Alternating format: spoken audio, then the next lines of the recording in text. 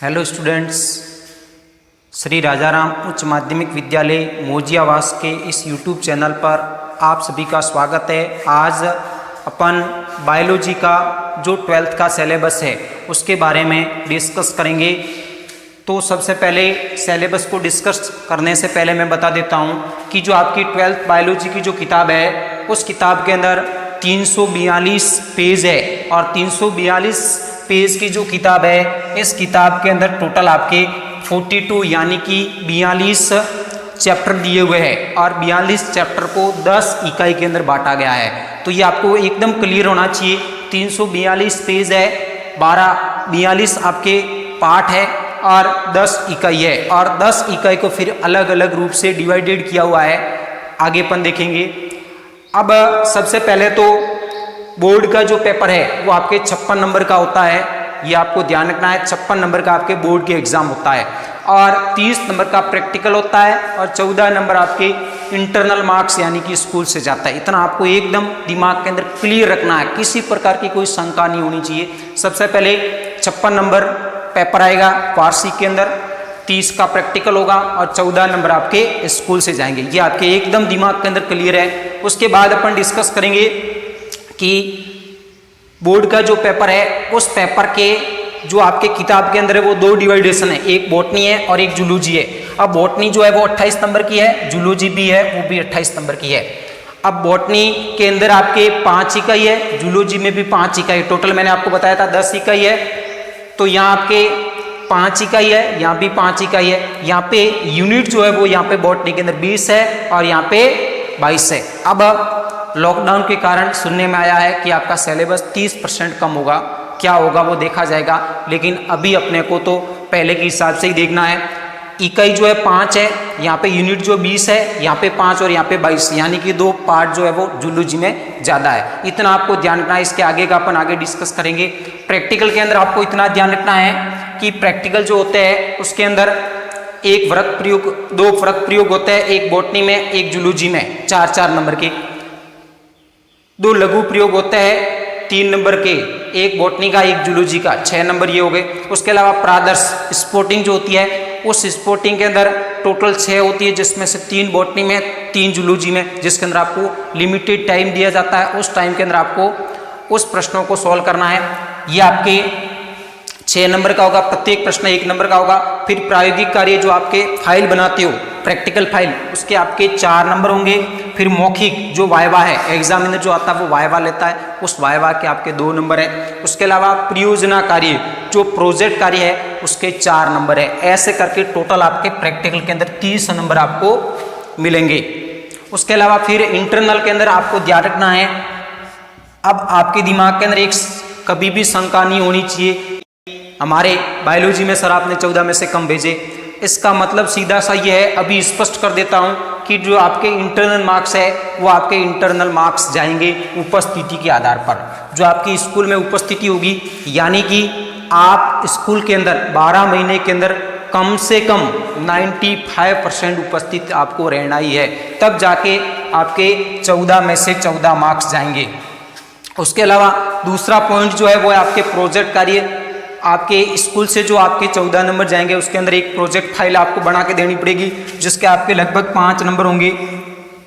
साथ साथ में आपको ध्यान रखना है जो आपकी फर्स्ट, सेकंड और थर्ड टेस्ट जो है, और साथ साथ में जो आपकी अर्धवार्षिक परीक्षा है उस अर्धवार्षिक परीक्षा के अंदर जो नंबर आएंगे उसके आधार पर ही आपके टोटल ये 14 नंबर जाएंगे। तो ये आपको क्लियर रखना है कि 14 नंबर कहाँ कहाँ से जाएगा, फिर आपके दिमाग के अंदर किसी प्रकार की कोई समस्या नहीं आनी चाहिए।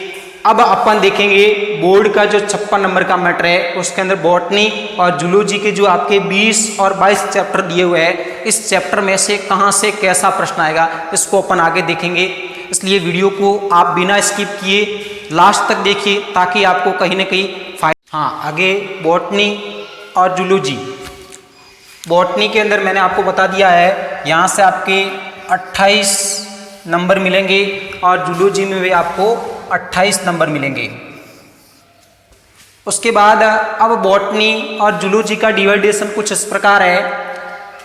बॉटनी के अंदर टोटल मैंने आपको बताया था 5 इकाई है और टोटल 20 यूनिट है। इस 5 इकाई के अंदर सबसे फर्स्ट जो इकाई है वो है आवर्त बीजी पादपों में जनन एवं विकास। सबसे पहली जो इकाई है वो आपकी किताब के अंदर स्पष्ट लिखा हुआ है। ये सब चीजें किताब के अंदर लिखी हुई है, फिर भी मैं आपको बता रहा हूं, कहीं ना कहीं आपके लिए काम आएगी। आवर्त बीजी पादपों में जनन एवं विकास सबसे पहली इकाई है, और इस इकाई के अंदर टोटल आपके 4 यूनिट आएंगे। टोटल 4 यूनिट को पढ़ोगे और 4 यूनिट मिलके आपके 4 नंबर के हैं। इसका मतलब यहाँ पे स्पष्ट ये है कि जो आपका 4 यूनिट है वो 4 यूनिट 4 नंबर की है, यानी कि प्रत्येक यूनिट 1 नंबर का है। कहीं ना कहीं पहली इकाई में से 1 नंबर का एक नंबर के प्रश्न आएंगे। ये चीज आपको ध्यान रखनी है। यहाँ से आपको बड़े प्रश्न याद करने की आवश्यकता नहीं है। उसके बाद फिर इकाई दूसरी इकाई वो है प्लांट फिजियोलॉजी, पादप कार्य की फर्स्ट। इसका जो फर्स्ट पार्ट है, इस पार्ट के अंदर आप टोटल 5 यूनिट पढ़ोगे, और 5 यूनिट है वो 9 नंबर की है।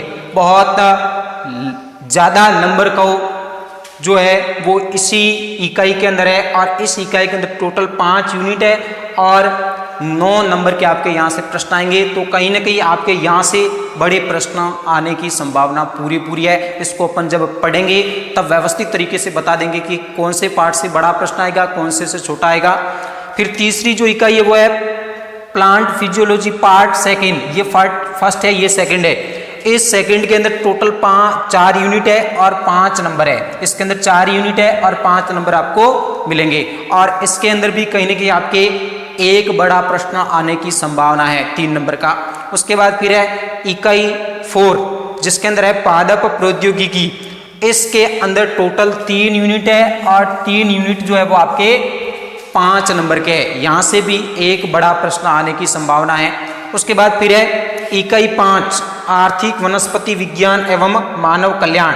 ये आपके पादपों के जो आर्थिक महत्व होते हैं उसके बारे में टोटल 4 यूनिट दी हुई है, और 4 यूनिट जो है वो 5 नंबर की है। यहाँ से आपके छोटे छोटे प्रश्न आएंगे, वैज्ञानिक नाम पूछ ले, ठीक है, कौन से पादप के अंदर कौन सा रसायन होता है सब पूछ ले, तो यहाँ से आपके छोटे प्रश्न आएंगे।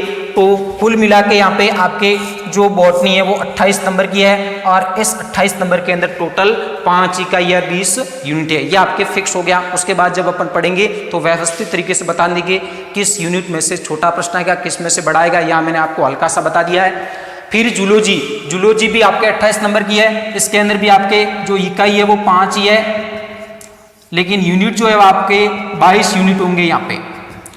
इस 22 यूनिट के अंदर जो मानव कार्य की ह्यूमन फिजियोलॉजी फर्स्ट है, इसके अंदर टोटल 5 पार्ट है, जिसके अंदर पाचन, श्वसन, उत्सर्जन सभी के बारे में आप पढ़ोगे।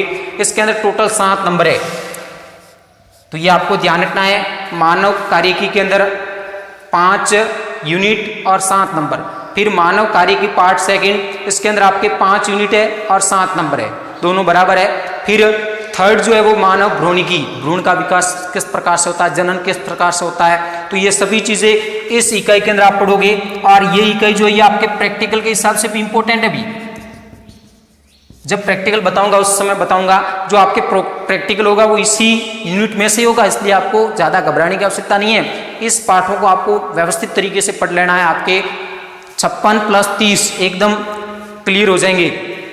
तो यहाँ आपके मानव भ्रूणिकी है वो उसके अंदर 4 यूनिट है और नंबर जो होंगे वो 5 होंगे। यहाँ से भी 1-2 नंबर का प्रश्न आ सकता है। फिर चौथी इकाई जो है वो आपके आनुवंशिकी एवं जीनोमिकी है। जो मेंडल थे उन्होंने आनुवंशिकी के बारे में जो प्रयोग किए थे उसके अंदर जो भी टर्मिनोलॉजी है उसके बारे में अपन डिस्कस करेंगे। तो यहाँ पे 3 यूनिट है और टोटल 5 मार्क्स है। यहाँ पे भी एक बड़ा प्रश्न आएगा, बहुत सिंपल है। उसके बाद फिर इकाई 5 मानव कल्याण एवं स्वास्थ्य, इसके अंदर आपके टोटल 5 इकाई है और नंबर जो है वो आपके 4 मार्क्स है। ऐसे करके आपके ये जो पूरा बायोलॉजी का सिलेबस है इसका डिवाइडेशन किया हुआ है। आप किताब के अंदर देख सकते हो, किताब के अंदर ये भी चीज़ें स्पष्ट लिखी हुई है, लेकिन कई सारे बच्चों को समझ में नहीं आता, इसलिए मैंने आपके क्लियर कर दी है। बॉटनी 28 की, जूलॉजी 28 की, दोनों मिला के 56 + 30 प्रैक्टिकल + 14 इंटरनल, ऐसे करके आपके 100 नंबर की बायोलॉजी है।